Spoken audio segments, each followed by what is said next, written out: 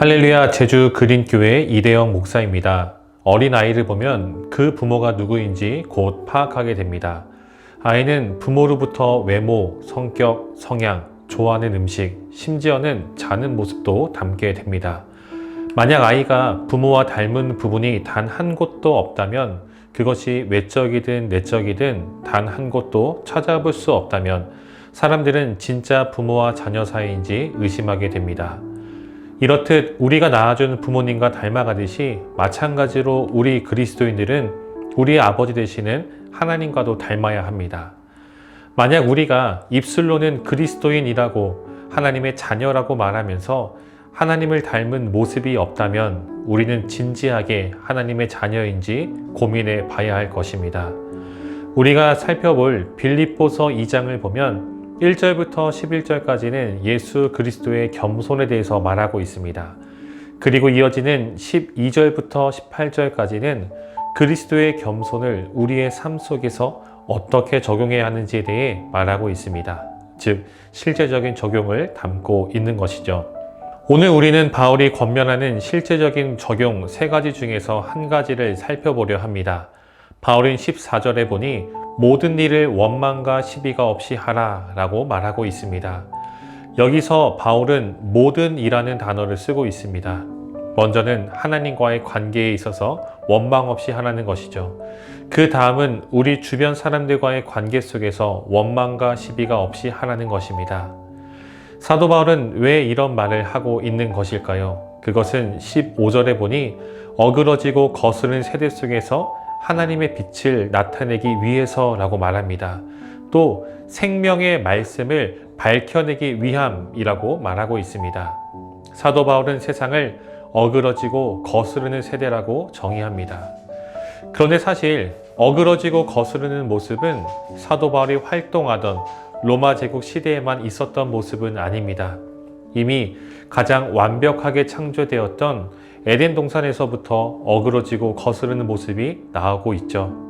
노아가 활동하던 시대에도, 홍수가 지나간 후에도, 예수님이 이 땅에 오신 시대에도 수많은 인류의 역사를 살펴보면 단 한순간도 하나님께서 보시기에 어그러지고 거스르는 모습이 없었던 때가 없었습니다.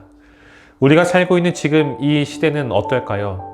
뉴스를 보면 이전과는 다르게 끔찍하고 흉악한 소식들이 점점 더 많아지고 있습니다.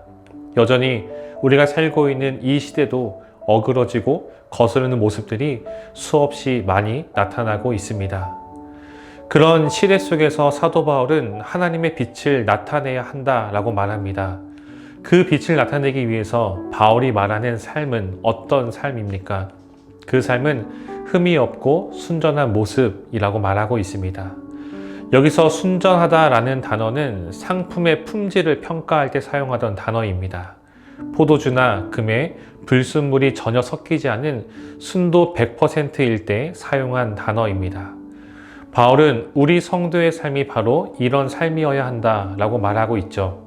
어그러지고 거스른 세대 속에서 하나님의 빛을 나타내야 하는데 일정 수준이 아닌 정말 정결하고 흠이 없고 순전한 순도 100%의 신앙으로 나아가야 한다라고 말합니다. 순도 100%의 신앙이란 무엇일까요? 주님을 알지 못하는 세상의 사람들은 때때로 불의한 방법을 사용하고 꼼수를 부리고 있습니다.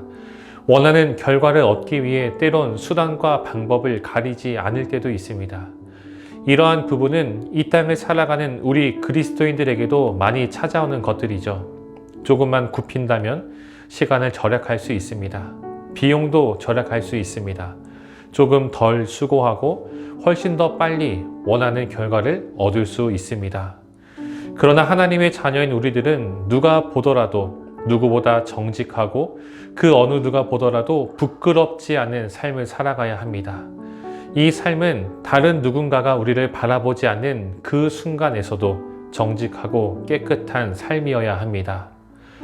물론 이러한 삶을 살아간다는 것은 굉장히 이상적이어서 지키기 힘든 것처럼 보이지만 실제의 삶 속에서는 더더욱 실천하기가 힘든 부분입니다. 우리가 삶의 모든 영역에서 정직한 삶을 살아간다고 가정해 봅시다.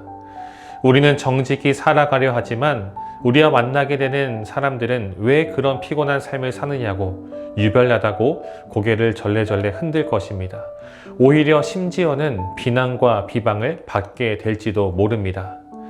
그렇지만 우리가 유별나게 피곤하게 살아가야 하는 이유는 무엇일까요? 그것은 우리는 세상의 빛이기 때문입니다. 주님은 우리를 세상의 빛이라고 말씀하셨습니다. 그리고 그 삶을 통해서 원하시는 모습은 그들로 너희 착한 행실을 보고 하늘에 계신 너희 아버지께 영광을 돌리게 하라.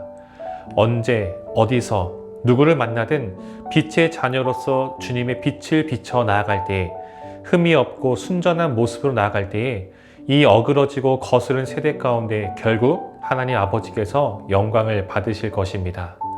사랑하는 성도 여러분, 우리는 유별나야 합니다. 그리고 구별되어야 합니다. 이 어그러지고 거스르는 세대 가운데 빛들로 나타내며 살아가야 합니다. 우리는 세상의 빛입니다.